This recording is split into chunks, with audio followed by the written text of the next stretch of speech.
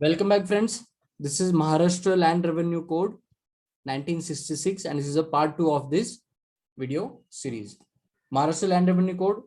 This is a new topic according to new syllabus, which was updated in 2020. And myself, Advocate Kushal Sawan.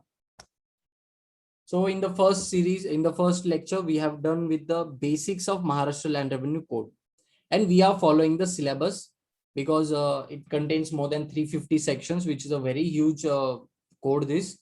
But this is the syllabus which is given under the GS2 paper mains MPSC, and in this video we are seeing the definitions of MLRC. Section 2 contains the definition. So number of definitions are 44. So see friends, सारे के सारे हमें नहीं करने, कई सारे बहुत easy definitions हैं, जैसे होल्डर कौन होता है, होल्डिंग क्या होती है, लैंड के रिगार्डिंग, तो ये तो इजी डेफिनेशन हमें पढ़ के समझ जाते हैं. ठीक है, कुछ चीजें जो है, जो इंपॉर्टेंट टर्म्स है, जो थोड़ा डिफिकल्ट है, ये मैं आपको बताऊंगा. Okay, exam point of view से जो क्वेश्चन पूछे जा सकते हैं, ये सारे इंपॉर्टेंट डेफिनेशंस हम लोग कवर करने वाले. Okay, so let's start with the definition. So सबसे इंपॉर्टेंट जो है सेक्शन 2 में, सब सेक्शन 2, अब सारे के सारे डेफिनेशन दे रखे सेक्शन 2 में. ओके, तो ये नंबर है यहाँ पर सब सेक्शन सारे डेफिनेशंस का.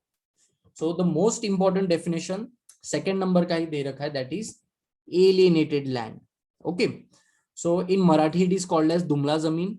इसी को पुराने जमाने में यानी ब्रिटिशर्स के पहले इनामी जमीन भी कहा जाता था, और वतन लैंड भी कह सकते हैं इसे. ठीक है, so the piece of land for which the responsibility of collecting revenue is given fully और partially to the individual by the government. ठीक है, यानी responsibility of collecting revenue is given to the individual by the government. ठीक है, piece of land जो भी land है इसका. So what does it mean? The ownership of land is not transferred, it is with the government itself. Okay, only the responsibility, that is the holder collects the revenue, keeps the revenue with himself or partially pays it to the government, depends on terms and condition. उसको सिर्फ responsibility दी जाती है उस individual को, ताकि उस area का revenue जो है आप रख लो करके. ठीक है, और अगर टर्म्स एंड कंडीशन होते तो थोड़ा पार्ट वो गवर्नमेंट को भी पे कर सकता है, और वो थोड़े पार्ट को हम लोग जुड़ी बुलाते हैं. ठीक है, तो ये भी एक डेफिनेशन है, उस थोड़े पार्ट को जुड़ी बुलाते हैं. ठीक है, बाकी रिस्पॉन्सिबिलिटी है पूरी उस पर्सन की, उस इंडिविजुअल की, बट ओनरशिप नहीं जाती. Ownership is with the government. वो पर्सन किसी को वो जमीन बेच नहीं सकता. ठीक है, उसको सिर्फ रिस्पॉन्सिबिलिटी दे दी गई है रेवेन्यू कलेक्शन की. तो अभी ये हो गया एलिएनेटेड लैंड. ओके, अब दूसरा होता है इसके अपोजिट में. इसका डेफिनेशन तो दे ही रखा है, बट कई बार ये टर्म यूज की गई है ये एमएलआरसी कोड में. ठीक है, एमएलआरसी में. सो एलिएनेटेड का मतलब क्या होता है, इसको मराठी में बोलते हैं बिन दुमला जमीन. Okay, so the ownership is transferred to the individual, that is occupant of the land, that is holder of the land. Okay, he pays the whole revenue directly to the government. ठीक है, यहाँ पर जमीन का जो ownership होती है ये उस इंडिविजुअल के पास होती है. So individual can transfer sell the ownership to other individual as well. ठीक है, डायरेक्टली रेवेन्यू पे कर दे गवर्नमेंट को. ओके, सो ये हो गया एलिएनेटेड अलिएनेटेड. थोड़ा मैं और इसे क्लियर आपको करता हूँ नेक्स्ट स्लाइड में. ठीक है, सो एलिएनेटेड लैंड एंड अनएलिएनेटेड लैंड का एक छोटा डिफरेंस मैं आपको बता दूंगा.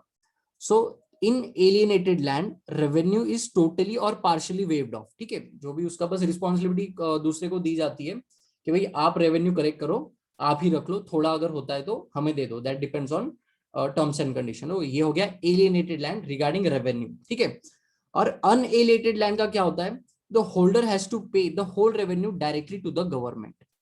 ओके, सो यहाँ पर किसी को कुछ रिस्पॉन्सिबिलिटी नहीं है, सीधा ओनरशिप दो लैंड की और उसके बदले में रेवेन्यू कलेक्ट करो.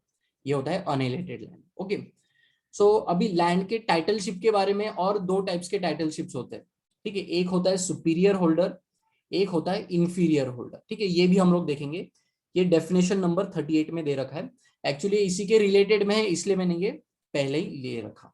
ओके, सो अभी हम लोग 2 मिनट के लिए हम लोग इंफीरियर होल्डर को भूल जाएंगे. ठीक है, सो डोंट इंफीरियर होल्डर को फिलहाल गायब कर दो यहाँ से. सो लैंड के टाइप्स कितने हो गए, 2, एलिएनेटेड, अनएलिएनेटेड. ठीक है, तो स्टेट गवर्नमेंट का क्या इसमें होता है. एलिएनेटेड लैंड हमने देखा कि ownership is of the land is with the state government. ठीक है, और अनएलिएनेटेड लैंड की ओनरशिप किसके पास होती है, पर्सन के पास होती है, इंडिविजुअल के पास, तो वो पर्सन को हम लोग सुपीरियर होल्डर बुलाते हैं, ठीक है। The owner of the land is called as superior holder in case of unalienated land, okay. और एलिएटेड लैंड की ओनरशिप तो स्टेट गवर्नमेंट के पास होती है, तो उसके ऊपर हम लोग ओनरशिप के बारे में रिगार्डिंग कोई है नहीं है, ठीक है। सो रेवेन्यू का क्या होता है, अनएलिएटेड लैंड में रेवेन्यू सीधा मिलता है स्टेट गवर्नमेंट को, ठीक है। और एलिएटेड लैंड में रेवेन्यू कलेक्शन का काम दिया जाता है सुपीरियर होल्डर को, और वो खुद ही उसका रेवेन्यू रखता है और पार्शियली गवर्नमेंट को भी दे सकता है, ठीक है। तो ये हो गया सुपीरियर। एलिएटेड लैंड में सुपीरियर होता है ओनर, और अनएलिएटेड लैंड में उसे दिया जाता है कलेक्शन रेवेन्यू का काम, बट ओनर होती है स्टेट गवर्नमेंट, ठीक है। अब ये सुपीरियर होल्डर के बाद, ठीक है, अभी हम लोग क्या करेंगे, अभी हम लोग इंफीरियर होल्डर को रोल में लाएंगे, ठीक है। अभी ये हो गया सुपीरियर होल्डर। इसके बाद जो भी टाइटलशिप जाएगी, यानी ओनरशिप ट्रांसफर नहीं होगा, अगर इसने भाड़े पे दे दिया, टीनेंट ऑफ द लैंड, लैंड इसके नाम पर है सुपीरियर होल्डर के नाम पर, बट इसने इसे भाड़े पे दे दिया, तो ये इंफीरियर होल्डर हो गया, ठीक है। तो अभी इसके पास कलेक्शन ऑफ रेवेन्यू का काम है, ठीक है। अब उसने ये लैंड दूसरे किसी पर्सन को दे दी यूज करने के लिए, टेम्पररी पीरियड हो, ठीक है। ओनरशिप तो ऑब्वियसली गवर्नमेंट के पास है, इसके पास ओनरशिप है ही नहीं, ओके। तो ये रेवेन्यू सीधा किसको देगा, सुपीरियर होल्डर को देगा, ठीक है। तो यहाँ पर ये हो गया इंफीरियर, अगर ये सब हो गया टेम्पररी, और ये हो गया थोड़ा परमानेंट टाइप का काम, okay. So this is superior holder और this is inferior holder. Tenant जो ओनर होता है ये सुपीरियर होता है, एलिएटेड लैंड में ये फर्स्ट पर्सन होता है गवर्नमेंट के साथ डायरेक्ट डील करने वाला, तो दोज आर सुपीरियर होल्डर, ठीक है। ये सबसे इंपॉर्टेंट था, एक बार रीड कर लो पॉज करके, आपको आइडिया आ जाएगा। नेक्स्ट डेफिनेशन जो है, थर्ड नंबर की definition, that is boundary mark. This very easy. अभी इसके बाद काफी इजी इजी डेफिनेशंस आ जाते हैं, और इजी टाइप के क्वेश्चंस भी इसमें से बन सकते हैं। Now to show the boundaries between two lands, official use some mark. किसी भी दो लैंड के बीच में अगर डिवाइडेशन करना है तो मार्किंग तो जरूरत है, तो किसकी यूज हो सकती है, स्टोन, हेज, अनप्लोड रिज, स्ट्रिप और एनी अदर नेचुरल और आर्टिफिशियल ऑब्जेक्ट, ठीक है। तो उससे हम लोग किसी लैंड को डिवाइड करते हैं। any setup specified by survey officer or revenue officer having the authority in order to designate the boundary of the division of land, यानी जो भी दो लैंड के बीच में जो भी बाउंड्री की जाएगी specified by the survey officer, ठीक है, उसे हम लोग बाउंड्री मार्क कहेंगे, यानी डिवाइड करने के लिए जो भी मार्किंग रहेगी उसे बाउंड्री मार्क कहा जाएगा। नाउ अब ये बहुत ही इजी है, यहां से क्वेश्चन अगर बन सकता है तो सिर्फ फार्म बिल्डिंग से बन सकता है, ठीक है। So the means of structure for the purpose of agriculture, यानी एग्रीकल्चर पर्पस के लिए कोई भी अगर स्ट्रक्चर अगर डिजाइन किया गया, कोई भी स्ट्रक्चर अगर कंस्ट्रक्ट किया गया, तो उसे फार्म बिल्डिंग कहेंगे।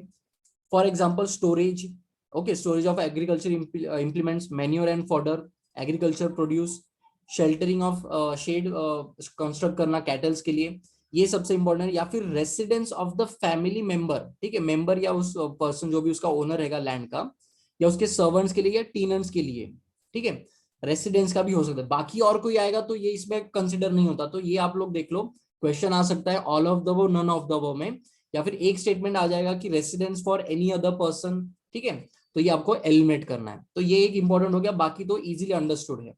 और any other purpose which is integral part of cultivating arrangement, यानी ऑब्वियसली कि एग्रीकल्चर रिलेटेड, कल्टिवेशन रिलेटेड जो भी पर्पस के लिए बिल्डिंग बनाई जाएगी उसे फार्म बिल्डिंग कहा जाएगा, ठीक है। तो ये रेसिडेंस देख लो, किसके लिए रेसिडेंस है, फैमिली में, होल्डर का फैमिली हो या खुद होल्डर हो या सर्वेंट्स हो या टीनेंट हो, ठीक है, भाड़े वाला जो भी होता है, भाड़े पे अगर किसको जमीन दी जाती है तो उस पर्सन का भी रेसिडेंस, और किसी और का नहीं दे सकते, ओके। तो ये एक इंपॉर्टेंट है, और बाकी तो चीजें पता चल गई। तो अदर देन फार्म बिल्डिंग, इसे हम लोग सिर्फ बिल्डिंग बुलाएंगे, तो means any structure not being a farm building is a building, ठीक है। पार्किंग के लिए कुछ बना देना, या फिर इंडस्ट्रियल रिलेटेड कुछ भी, मैन्युफैक्चरिंग रिलेटेड कुछ भी अगर बिल्डिंग होती है तो उसे अपार्ट फ्रॉम फार्म बिल्डिंग कहा जाएगा। और ये दोनों बिल्डिंग जहां भी होती है उसे बिल्डिंग साइट बुलाएंगे हम लोग, ठीक है। तो ये हो गए कुछ डेफिनेशंस, और हम लोग आगे और बढ़ते हैं। नाउ अभी जो रूरल एरियाज के स्टूडेंट होते हैं, जिनका बैकग्राउंड होता है, उन्हें पता होता है कि चावड़ी क्या है, ठीक है।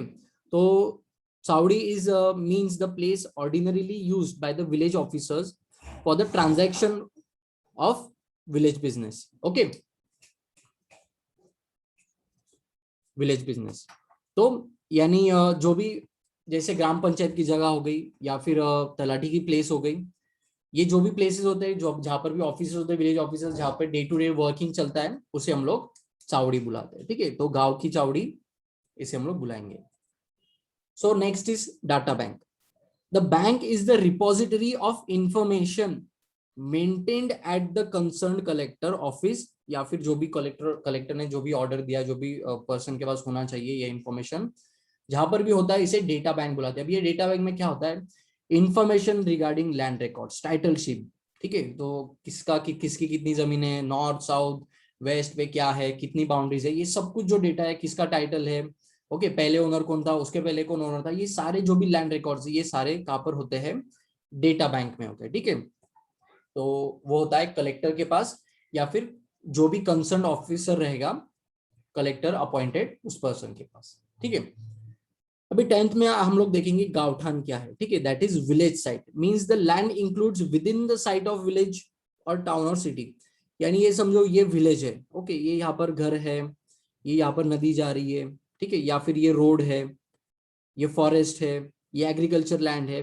ओके, तो वॉट एवर जो विलेज की जो एक्चुअल बाउंड्री दी गई है, पूरे किसी एक नाम से कोई विलेज होता है, तो उसकी जो जो भी पूरी बाउंड्री होती है, जो भी लैंड होती है एक्वायर की गई, उसे गांवठान बुलाते हैं। ठीक है, so site of a village, town और सिटी इज कॉल्ड एज गांवठान। नेक्स्ट, गवर्नमेंट लेसी, यानी जो भाड़े, गवर्नमेंट अगर किसी को भाड़े पे अगर जमीन देगी तो उसे गवर्नमेंट लेसी बुलाएंगे, उसे मराठी में पट्टेदार बुलाते हैं। ठीक है, so the means of person holding the land from the government under lease. ठीक है, तो उसे हम लोग कहेंगे government lessee. The power to grant lease किसे है, the collector at any time can lease under any grant और any contract any unalienated unoccupied land to any person. यानी अगर किसी गांव की कोई अनऑक्यूपाइड जमीन होती है, यानी गवर्नमेंट की है बट ये अनऑक्यूपाइड है, उसके ऊपर अभी तक फिलहाल कुछ किसी का टाइटलशिप नहीं है, तो ये गवर्नमेंट किसी पर्सन को लीज पर दे सकती है। अब इसका पावर्स किसी के पास है ये लीज पर देने की, कलेक्टर के पास है, तो ये इंपॉर्टेंट है, ये क्वेश्चन बन सकता है। ठीक है, तो the land is available for agriculture, construction of agriculture building, cultivation for crops और एनी अदर बिजनेस पर्पस। तो पर्पस हो सकता है जो भी होगा वो कलेक्टर डिसाइड करेंगे, या फिर वो पर्सन डिसाइड करेगा, कलेक्टर अप्रूव करेंगे और वो पर्सन को ये लैंड दी जाएगी। ठीक है, और उसे हम लोग कहेंगे गवर्नमेंट लीज, गवर्नमेंट की लैंड दी जा रही है। नाउ ये भी एक इंपॉर्टेंट है यहाँ पर, इंप्रूवमेंट्स किसे कहते हैं, मराठी में will call it as a सुधारणा। ठीक है, it is in the relation of land, so it means any work which adds to the value of land और इनकम ऑफ लैंड होल्डर। ठीक है, यानी जो भी सुधारणा, जो भी इंप्रूवमेंट्स की जाएगी लैंड में, जिससे लैंड की वैल्यूएशन बढ़ेगी या तो फिर इनकम ऑफ लैंड होल्डर बढ़ेगा, ये सब कुछ आएगा इंप्रूवमेंट्स में। ठीक है, लैंड इंप्रूवमेंट्स, तो व्हाट आर द एग्जांपल्स, जैसे लैंड लेवलिंग हो गया, ऊपर नीचे जमीन है उसे पूरा जेसीबी से हमने फ्लैट कर दिया, तो ऑब्वियसली फ्लैट जमीन इजी होती है, उसके ऊपर कल्टीवेशन करने के लिए, पानी देने के लिए, ये सब कुछ इजी हो जाता है, तो लैंड लेवलिंग इज इंपॉर्टेंट, उससे जमीन की वैल्यूएशन बढ़ती है। कंस्ट्रक्शन ऑफ एनी बिल्डिंग, ठीक है, शेड बना दिया इसके लिए, जानवरों के लिए नॉल, ओके, तो ये सब कुछ होता है बिल्डिंग में आएगा। पाइपलाइन अगर दे दिया, टैंक, वेल, कुआ है कुआ बांध दिया, ठीक है, फेंसिंग कर दिया, प्लांटेशन ऑफ ट्रीज, ओके, तो ये सब कुछ चीजों क्या होता है, लैंड की वैल्यूएशन बढ़ती है। ओके, तो इसी की हम लोग कहेंगे इंप्रूवमेंट। पहले से अगर हमने कुछ अलग से कुछ वहां पर कंस्ट्रक्ट किया या कुछ ऐसी एक्टिविटी की जिससे लैंड की कीमत बढ़ रही है, उसे हम लोग इंप्रूवमेंट कहेंगे। ठीक है, अभी लैंड, ठीक है, अभी जमीन का मतलब क्या है, अभी ऑब्वियसली हमें पता है कि जमीन का मतलब क्या होता है, बट डेफिनेशन में थोड़ा सा चेंज होता है। ठीक है, एग्जाम में हम लोग इसे ट्रिक दे सकते हैं, यानी ये क्वेश्चन एक्सपेक्टेड हो सकता है। ठीक है, कि includes benefit to arising out of land, जमीन में क्या आता है, जमीन तो आएगी ही, but includes benefit to arise out of land, यानी लैंड में से जो भी बेनिफिट्स आने हैं ये सारे भी उस लैंड के साथ ही इंक्लूड किए जाएंगे, जैसे all incomes, revenues and rents. ठीक है, किसी को भाड़े से दे दिए तो उसके ऊपर आने वाला जो भी रहेगा इनकम, ये भी उस लैंड में ही कंसिडर किया जाएगा। थिंग्स अटैच टू अर्थ, ठीक है, यानी उस जमीन के साथ जो भी थिंग्स अटैच टू अर्थ है, जो मूवेबल नहीं है, इमूवेबल है, जैसे बिल्डिंग हो गया, वेल हो गया, ट्रीज हो गया, these are things attach to earth यानी to the land, so it includes in the land itself. और permanently fasten to anything attach to the earth, ठीक है, या फिर वो बिल्डिंग के साथ हमने जो भी बनाया है या उस things are attach to the earth, उसको उसके ऊपर अब अभी हमने कुछ अगर कंस्ट्रक्शन कर दिया या उसके रिलेटेड उसके साथ जो भी चीजें आती है ये सारी भी उसमें कंसिडर की जाएगी। फॉर एग्जांपल अगर बिल्डिंग है तो बिल्डिंग का फर्नीचर भी उसमें इंक्लूड किया जाएगा, या वेल है तो वेल में का वाटर उसमें इंक्लूड किया जाएगा। अगर ट्रीज इंक्लूड है तो ट्रीज पर के फ्रूट्स जो रहेंगे ये भी उसके साथ ही ऐड किए जाएंगे। What things are included in the land, तो ये आप लोग एक बार पढ़ लो, ठीक है। सो और other portions of the territory, और बाकी कुछ अगर पोर्शंस होते हैं टेरिटरी के तो इसी में से क्वेश्चन भी फॉर्मेट हो सकता है। नाउ 18 नंबर का जो डेफिनेशन है दैट इज लैंड रिकॉर्ड्स, ठीक है, भूमि अभिलेख जिसे मराठी में बुलाते हैं। So means all records maintain under the provision of this act that is MLRC, example survey number, village map और any public document related to land records, ठीक है, तो इसे हम लोग लैंड रिकॉर्ड्स में कंसीडर करेंगे। For example copy of maps, plans of final town planning scheme, ठीक है, improvement scheme, scheme of consolidation of land holding. अभी देखो यहाँ पर ये लैंड होल्डिंग होती है, इसका फ्रेगमेंटेशन हो गया, उसके बाद इसको फिर से कंसोलिडेट किया गया, ठीक है, तो इसके स्कीम्स क्या होते हैं, ये सारी जो जिसके रिगार्डिंग जो भी रिकॉर्ड्स रहेंगे या टाउन प्लानिंग के जो भी रिकॉर्ड्स रहेंगे उस विलेज के सिटी के, वो सारे लैंड रिकॉर्ड्स में आ जाएंगे। Next is revenue year, it is been decided by the state government, ठीक है, तो स्टेट गवर्नमेंट डिसाइड करेगा कि रेवेन्यू क्या रहेगा, और ये रेवेन्यू हमारे यहाँ पर 1 अगस्त टू 31 जुलाई होता है, ठीक है, तो ये इंपॉर्टेंट है, एग्जाम में पूछा जा सकता है। नॉर्मली क्या होता है 1 अप्रैल से 31 मार्च होता है, ये यहाँ पर अलग है कुछ तो भी, तो हाईलाइटेड पोर्शन है एग्जाम में, एग्जाम के व्यू से इंपॉर्टेंट रहेगा ये। अभी ये जो वर्ड्स है इसके लिए कोई इंग्लिश वर्ड नहीं है, ये डेफिनेशन एग्जैक्टली इंग्लिश में भी इसी तरह से वर्ड यूज किया गया, that is Pardi land. Okay, so Pardi land क्या होता है, the use of land around the house with in the village for agriculture purpose, यानी कल्टीवेशन पर्पज के लिए, ये समझो घर है हमारा, ठीक है, और उसके आंगन की जो आजू बाजू की लैंड होती है अटैच टू द हाउस, ठीक है, तो इस लैंड पर अगर सिर्फ एग्रीकल्चर अगर किया जाए, ओके, तो इसे ऐसी जमीन को हम लोग पार्डी लैंड बुलाते हैं, ठीक है। तो ये डेफिनेशन हमें क्यों पढ़ना होता है, क्योंकि the land revenue of Pardi land is waived of, ठीक है, उसके ऊपर कोई रेवेन्यू नहीं लिया जाता, इसलिए ये लैंड इंपॉर्टेंट है, ठीक है। तो ये भी एग्जाम पॉइंट ऑफ व्यू से इंपॉर्टेंट हो गया कि पार्टी लैंड क्या होती है, ऐसे एग्जाम में पूछा जा सकता है, ठीक है। अभी रेवेन्यू ऑफिसर कौन रहेगा, means every officer any rank whatsoever appointed under any of this provision of MLRC, इस कोड के अंडर जो भी अपॉइंटेड पर्सन रहेगा किसी भी रैंक का related to connected with the land revenue survey assessment account land records, उसे हम लोग रेवेन्यू ऑफिसर बुलाएंगे, ठीक है। इनकी अपॉइंटमेंट होती है under this act, under this code, under section 678, ठीक है, और उनके फंक्शंस एंड वर्क दे रखे हैं 13-14 में। तो ये एक्ट ये सेक्शंस इंपॉर्टेंट नहीं है, मैंने बस यहाँ पर आपको बताने की एक्स्ट्रा इंफॉर्मेशन आपको दे दी है, ठीक है। तो रेवेन्यू ऑफिसर कौन होता है, डेफिनेशन देख लिया हमने। नेक्स्ट अभी लैंड रेवेन्यू में क्या आता है, ठीक है, व्हाट इज लैंड रेवेन्यू, ये भी इंपॉर्टेंट है, यहां से भी क्वेश्चन बन सकता है। So means all sum and payments legally claimable by the state government from any person, any person का मतलब होता है लैंड होल्ड, जो भी लैंड होल्ड करेगा उसी से हम लोग क्लेम करेंगे, ऐसी जिसके पास लैंड ही नहीं है उसमें से लैंड रेवेन्यू लेने का कोई मतलब ही नहीं रहेगा, ठीक है।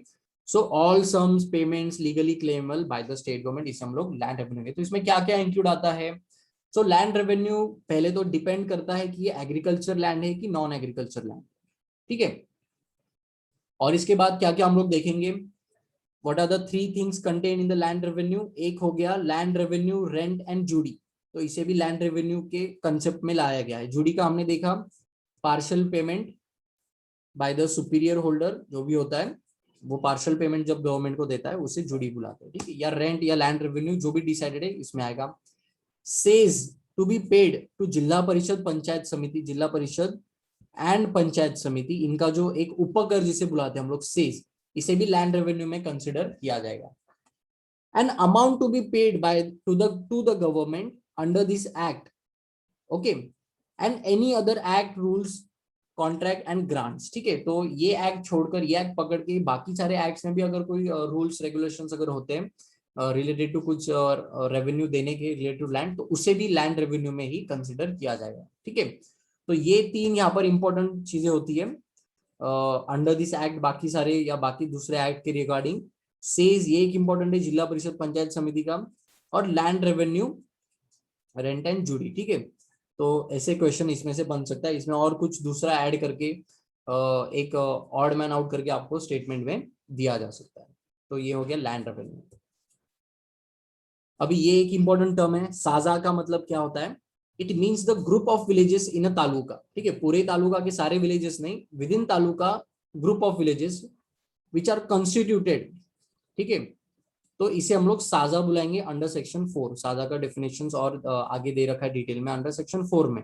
ठीक है, तो administrative head of the saja village is a talathi. ठीक है, तो group of villages within the taluka are saja village. ठीक है, और इसका जो एडमिनिस्ट्रेटिव हेड होता है ये तलाटी होता है। So next definition is टीनेंट। अभी टीनेंट का मतलब वी ऑल नो, मराठी में इसे भाड़ेकरू बुलाते हैं। ठीक है, इट मींस लेसी। एक तो गवर्नमेंट टीनेंट रखेगा या फिर इंडिविजुअल ओनर है ये भी टीनर रख सकता है।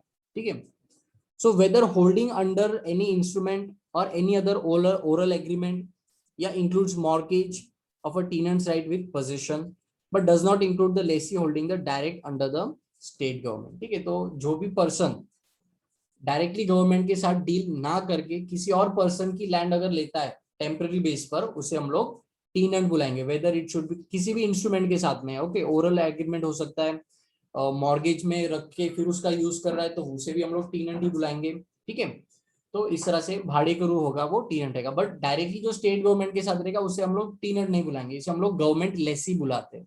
ठीक है, सो अनऑक्यूपाइड लैंड क्या होती है?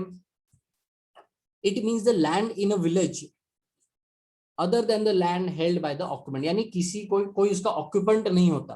ठीक है, किसी को भाड़े पे नहीं दी जाती, किसी को कोई उसका गवर्नमेंट लेसी भी नहीं होता। ठीक है, तो वो होता है अनऑक्यूपाइड लैंड, जिसका कोई मालिक नहीं होता, वो गवर्नमेंट के हाथ में होती है। ठीक है, तो इसके रिगार्डिंग एक और डेफिनेशन है, जैसे नेस्तार पत्र की हम लोग देखेंगे बाद में, कि उस अनऑक्यूपाइड लैंड के साथ फिर करना क्या है। तो कलेक्टर क्या करते हैं, उसके रिगार्डिंग कुछ रूल्स देते हैं कि उसके साथ कैसे यूज करना है। तो वो जो रूल्स एंड रेगुलेशंस होते हैं रिगार्डिंग अनऑक्यूपाइड लैंड, वो जो डॉक्यूमेंट होता है उसको निस्तार पत्रक बुलाते हैं। ठीक है, जिसमें दिया होता है कि अनऑक्यूपाइड लैंड के साथ क्या किया जाना है। ठीक है, कलेक्टर्स ये ऑर्डर निकालते हैं तो उसे निस्तार पत्रक बुलाते हैं। ये भी हम लोग देखेंगे वाले आगे। Okay, so next that definition is wada land. ठीक है, वाडा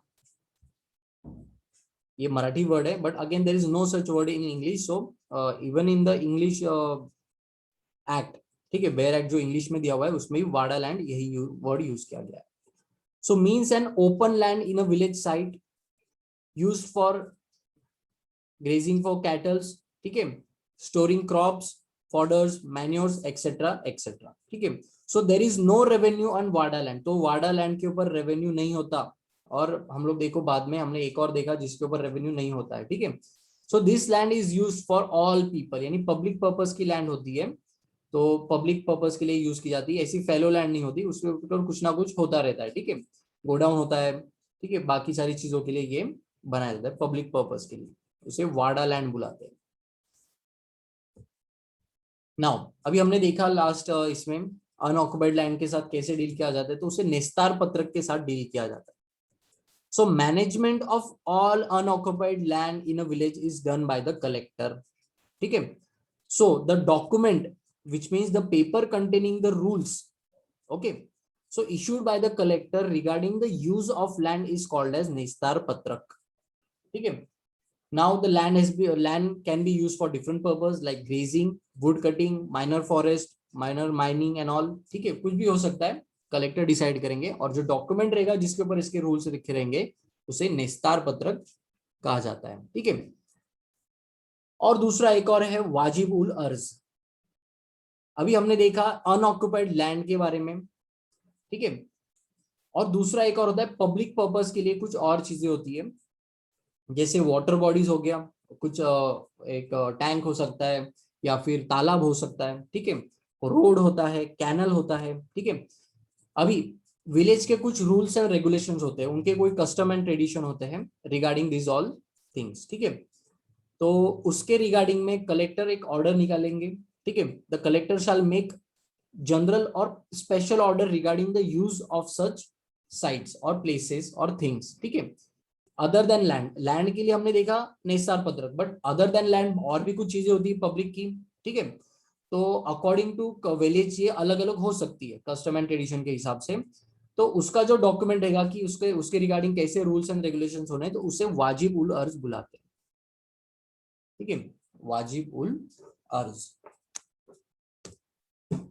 नेक्स्ट, अब ये बहुत इजी हो गया, to hold land, that is भूधारक, इसे हम लोग कहेंगे कि owner of a land means to be the lawfully in the position of a land whether such position is actual on, यानी एक्चुअल वो खुद ले रहा है या उसने किसी और को भाड़े पे दे रखी है, बट जो उसका टाइटल तो उसके पास है ना, तो जिसके पास टाइटल है he is the holder of a land, he is a भूधारक, ठीक है। और जो लैंड उसके पास है उसे उसको होल्डिंग बुलाते हैं हम लोग, धारण जमीन, ठीक है। भूधारक यानी जिसके पास जमीन है, और जो जमीन है उसके पास उसको हम लोग होल्डिंग बुलाते हैं, means the portion of land held by the holder, the part of land held by the owner, ठीक है। तो फ्रेंड्स, इतने इंपॉर्टेंट डेफिनेशंस है, और इसके साथ अगर और कोई टर्म्स होते तो हम लोग आगे आगे धीरे धीरे करके स्टडी करेंगे, बट इन डेफिनेशंस ये इंपॉर्टेंट है, ठीक है। और कुछ टर्म्स एंड डेफिनेशंस होते हैं, we will see that in the next part during other parts of the topic, okay. So thank you, and please दूसरे पार्ट्स भी देखना, मत भूलना।